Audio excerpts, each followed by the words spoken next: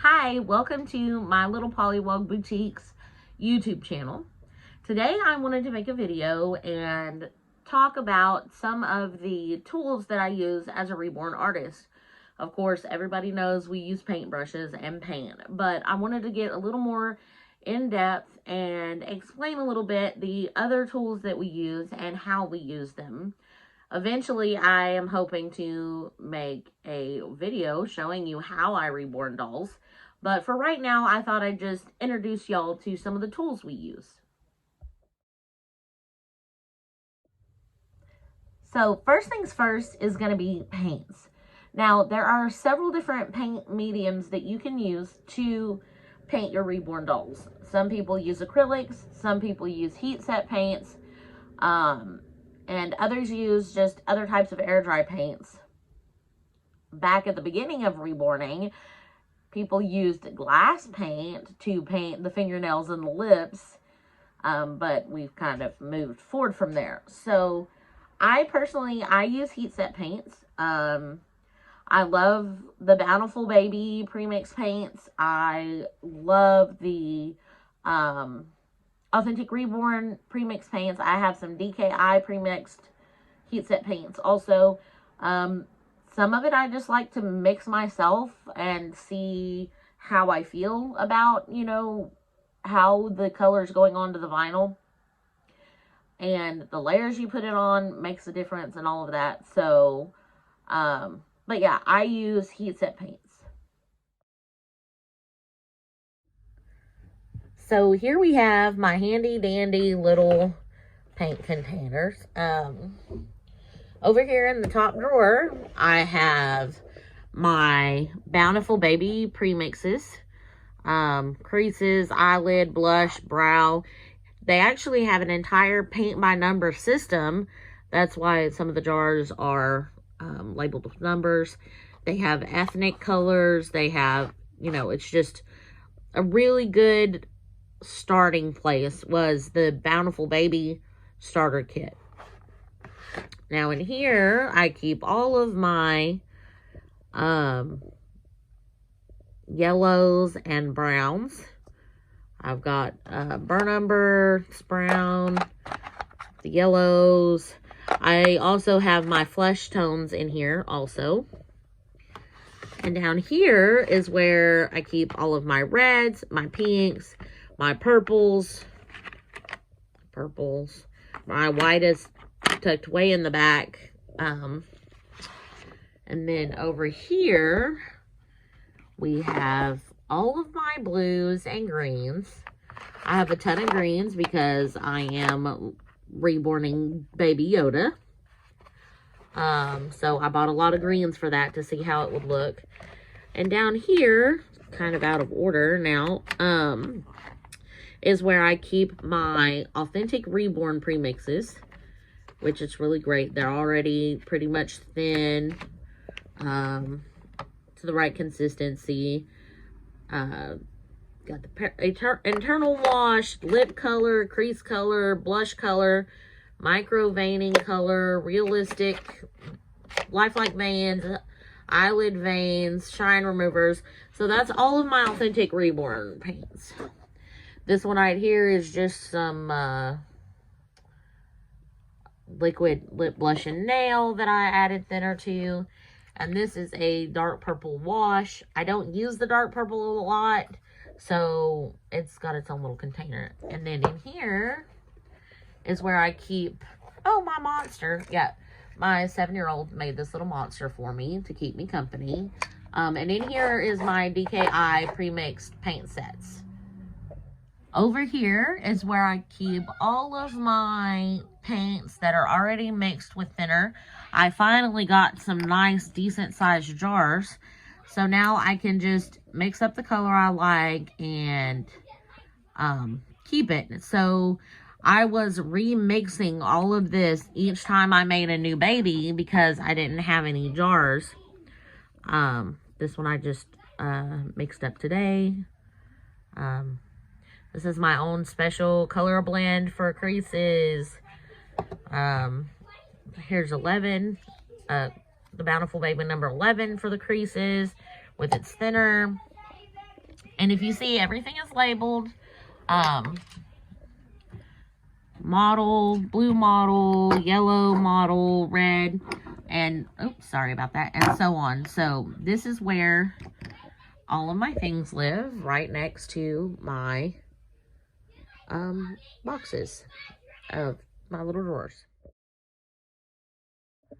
Over here is where I keep all of my favorite paintbrushes. All of our paintbrushes do different things. This is the one that I tend to use for doing creases and drawing or painting on hair. This mop brush is what we use to suck up excess paints, along with this big giant mop brush. This is the one I typically use to dust the kits off before I work on them. These are for blending out creases.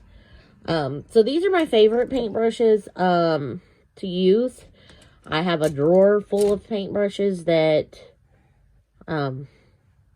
you know, you buy like 12 paintbrushes at a time and you only need like 3 of them. So, got a ton of paintbrushes. I've got my little spongy pouncers over here. Got a new set of paintbrushes right here that I haven't started using yet. Back here is my Prismacolor pencils. And I use these to draw on hair and eyebrows. Hold on, sit down, please. Sorry, my baby's in here with me. My brand new fine detailing brushes are over here. Like, I don't know if you can see that yet. So, these are going to be great. I've got, these are actually technically clay shaper tools. But I use them to paint, start paint with. Down here, I've got some beauty blenders that I was told work great for reborning with. And it was just too big, and I didn't feel like I could get enough detail in there with the sponges, with the holes. So I just didn't really like that one very much. So now that brings us to cosmetic wedges. A lot of what makes a reborn look real is in the way that we layer on paint. It's the primary method. You do a blue model layer, a yellow wash, and then a red model layer. Some people do a purple model layer. Some people do a mauve model layer. And then, of course, all of the different layers of flesh color that we put onto a baby to make it look realistic. And a lot of that comes down to our cosmetic wedges. So I actually have 2 different types of cosmetic wedges, and one of them is this right here. It is a low density cosmetic sponge. If you look at it this way, you can see it's not very dense, and so that gives one type of look to the skin when we use this. Then these are a much denser type of foam wedge. And we start by plucking around the edge with a pair of tweezers. And then we pluck small holes out of it that helps give realism and add depth and like little capillaries and stuff under the skin. So when I do it, I have favorite wedges, and so some of them will get used almost every time I reborn, and others won't get used hardly at all.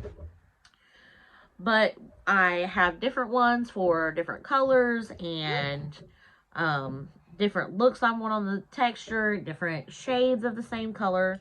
So this is my favorite blue. I don't know if you can see that very good. But all of the holes are purposefully irregular, And when I dab, between each dab, I try to rotate so I don't get a repetitive pattern on my doll, because that just doesn't look real. If you look at a real baby's skin, their capillaries and things like that are not regular. They're irregular. So again, and here's the other blue. This is the sponge that I use for the blue undertones, because I like the texture difference for blue undertones from a model. So I've plucked a lot of different sponges in a lot of different ways. This one just looks all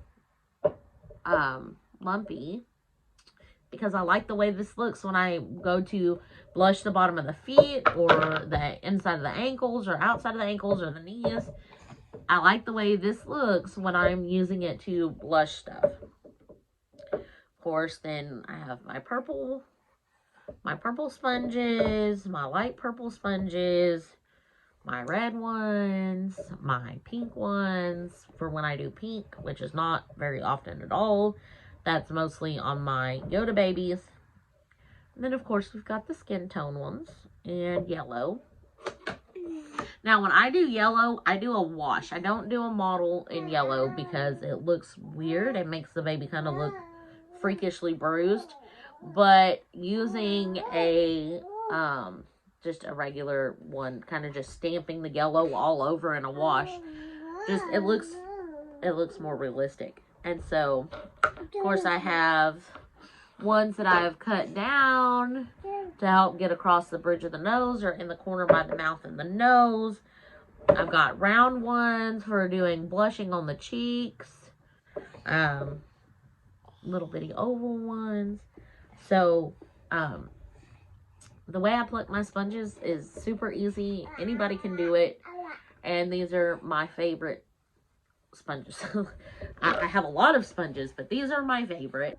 So that was just a quick little rundown on the main tools that I use.